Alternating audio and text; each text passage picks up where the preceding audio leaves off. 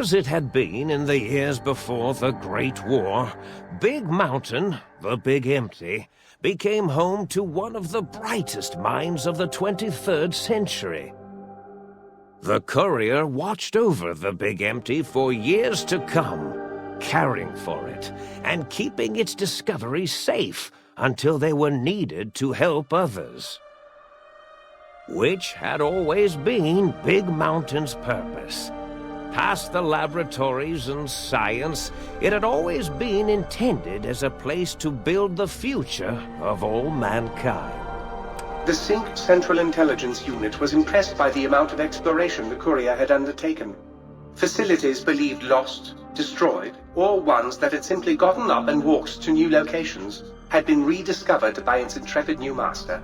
Internally, the artificial personality debated as to whether it preferred the old management to the new, and concluded that the courier's thorough approach to research and investigation was admirable and worthy of its respect. Dr. Mobius continued his research undisturbed in the Forbidden Zone. As much as he had attempted to create better scorpions, he tried the same with humanity, with considerably less success. These failures didn't bother him overmuch. Once the rush of mentats wore off, he forgot he had failed in any event. After all, the bright young mind who had come to visit him in the Forbidden Zone had already exceeded his expectations. The Sync atop the dome bustled with the voices of a small town, constantly chirping, arguing, and snarling at each other. Still, this all happened productively in the interests of its new owner. The Sync Central Intelligence Unit discovered, despite its inversion code, it was comforted by the sense of community the other personalities gave it. The Biological Research Station, obsessed with seeding everything in sight, requested a transfer to the X-22 Botanical Garden, so that it might, in its own words, sensually fertilize the garden's smooth contours. The garden sent back a polite refusal, saying it had prior commitments with a vault it had helped infect before the war. The book chute continued to devour all seditious materials until it nearly choked on a paperclip.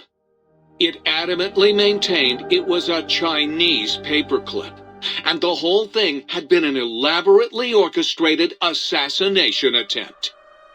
Whatever the reason, it slowed down for a while, carefully appraising each document and clipboard that came to it.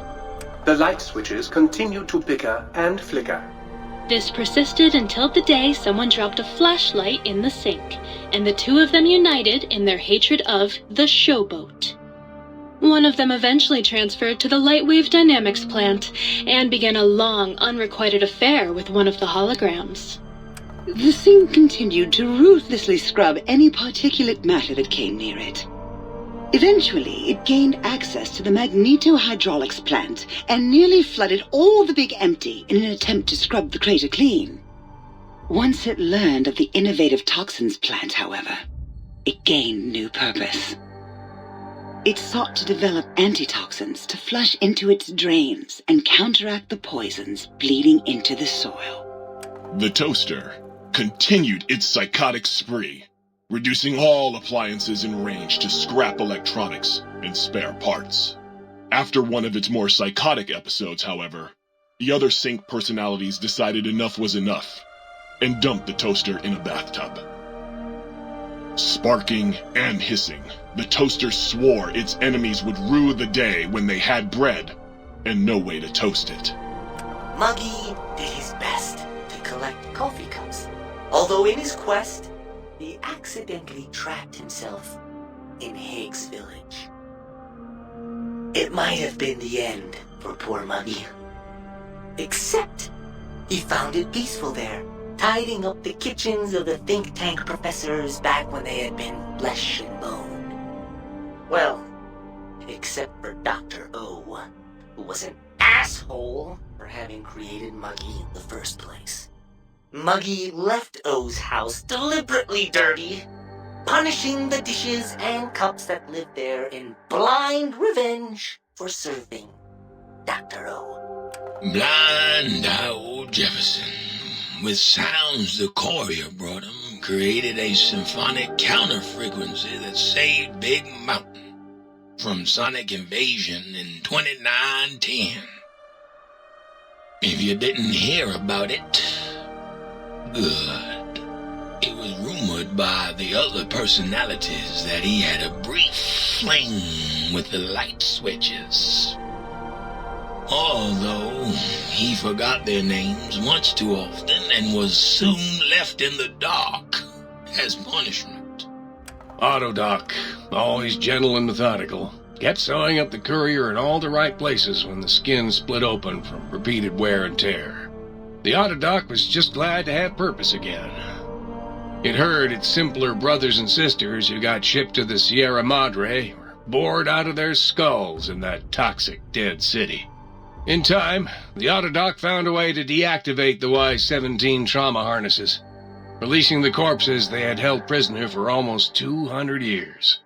As the courier ran through the X-8 facility multiple times, the computers analyzed the test subject's movements. Rather than performing a superficial observation, they realized the subject barely knew what communism was, or even what a high school was. This confused them for a time, until the facility finally realized that its research had succeeded. So it let its cyber dogs out into the wastes to help protect small communities from physical aggression rather than communist propaganda. The infiltration program in X-13 felt spent, having repeatedly upgraded the stealth suit until it could upgrade it no more. It felt warm, fulfilled, and a bit sluggish. It realized not long after the stealth suit had left it without so much as a note on the nightstand. So the infiltration program sent out robo-brains into the wastes, looking for its wayward technology. It eventually found Repcon HQ and set up a new research center, testing and murdering fiends who kept breaking into the facility. The courier, organs intact, continued onwards, a little less heavy of step, but with all the organs in the right places, as they should be. After all, brains can develop a life of their own when left to their own thoughts, and the courier's brain was more clever than most. Dr. Klein and the think tank remained alive, unaware of the world outside. They looped through their daily routine, none the wiser about the world beyond, although perhaps wiser was the wrong word. The world outside belonged to the courier, and if anyone would shape it, well, the courier had already called dibs. There is an expression in the wasteland, old world blues. It refers to those so obsessed with the past they can't see the present, much less the future, for what it is. They stare into the what was, eyes like pilot lights, guttering and spent, as the realities of their world continue on around them. Science is a long, steady progression into the future. What may seem a sudden event often isn't felt for years, even centuries to come. In the times following the Second Battle of Hoover Dam, however, old world blues took on a new meaning. Where once it was viewed as a form of sadness, nostalgia, it became an expression describing the potential for the future. It can be easy to see science as evil, technology unchecked as the source of all ills, all misfortunes. With the courier at the helm, science became a beacon for the future. There was old world blues, and new world hope. And hope ruled the day at Big Mountain. We could say more, but the stories in the Big Empty speak for themselves. Now armed with the transportal Ponder, the courier could return to the dome at any time and crack open the secrets of the Big Empty one by one. The Sync sat vigilant, waiting for its master to return, shoes covered in Mojave dust. Only one road yet remained, and it was one the courier had to walk alone.